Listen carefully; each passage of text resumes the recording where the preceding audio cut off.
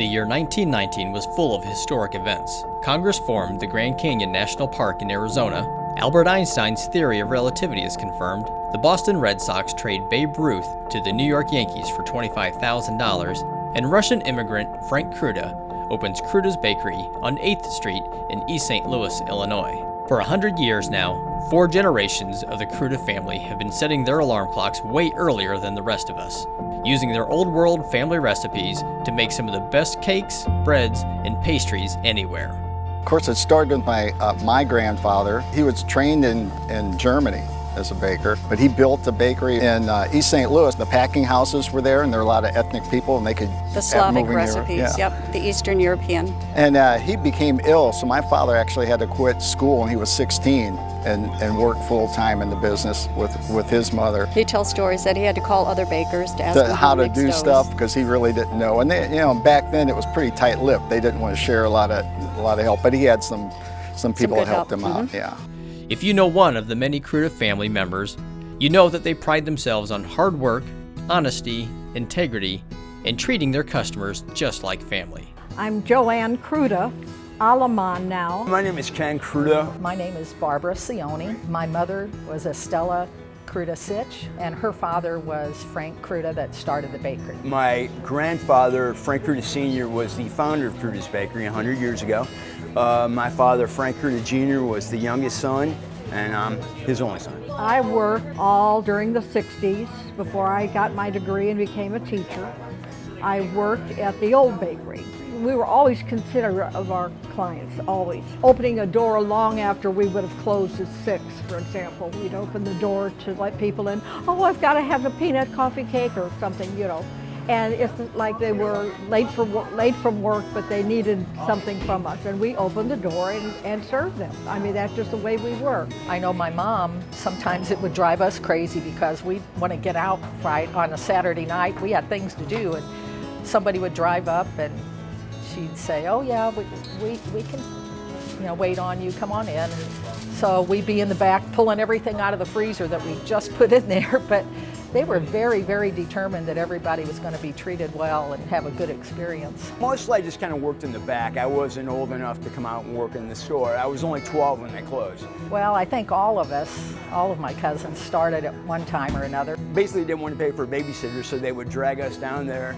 And at first we would kind of sit in the other room, and then eventually we started coming in and being pests, I guess, and they started putting us to work. When we were grade school kids, we had to make boxes. We got paid a penny a box to fold the boxes together and get them ready for holiday bread. And I came into it, I was actually, I started out as a physicist, didn't want to finish that way, a musician, and that's when I decided I need a real job.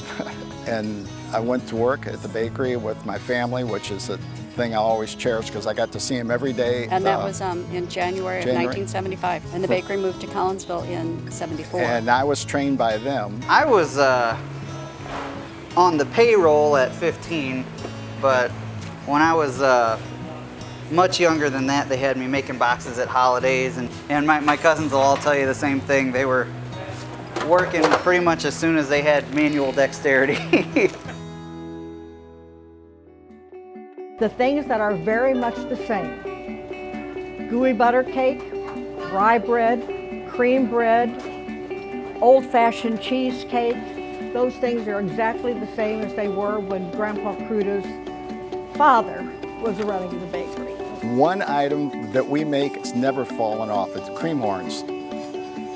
Yeah, That's the horns. number one. Mm-hmm. People would say gooey butter, but I think it's a personal size. But that usually there's several people. Yeah, But one cream person can do a horns, cream gooey horn. butter.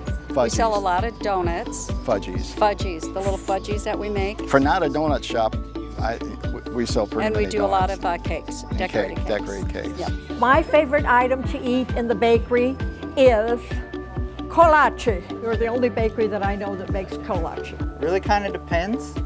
If we're looking at Danish, definitely the strawberry Danish. That's probably I would say that's probably my favorite thing altogether is the strawberry Danish. By far, hands down, my favorite item that they make in Kruta's Bakery is gooey butter. Bread, any kind of bread, rye bread.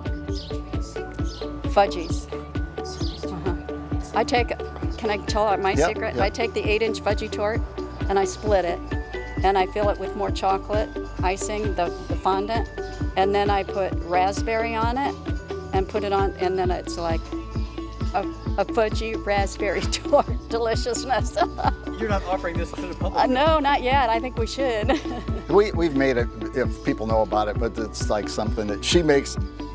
She Yes. makes herself. Yeah. And then I take it home, and he doesn't like raspberry very much, so I just But I'll eat that. Yeah, but I'll eat it for like 4 days. Just eat and eat and eat.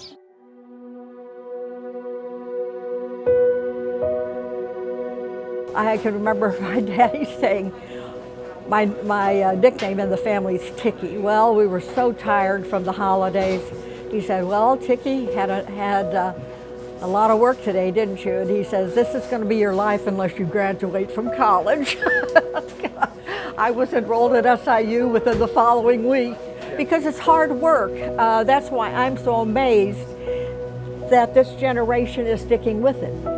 They do. I mean, people like farmers and small businesses like this, it's hard work. One Saturday, my dad said something to me. He said, my dad said, one day you're going to realize how successful this hard work has been. And of course, being a teenager, I just kind of shrugged it off and thought, oh, I got to go to the bakery again. But looking back, it's amazing what their hard work accomplished.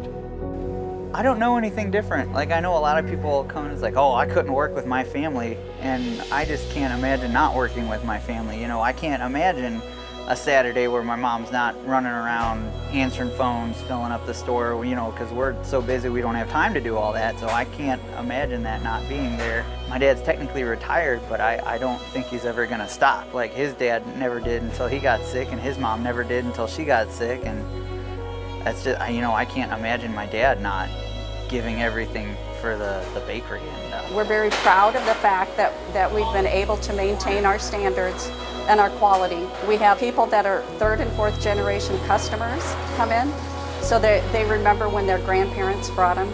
And so they're out in the store and they're talking about when they were little kids and how they used to come in and get free cookies. So that's fun. And just the fact that the people want to come in, and instead of going home and baking their own stuff, they know that when they come here, they're going to get something that's going to be just as good. And just it brings back memories of their childhood.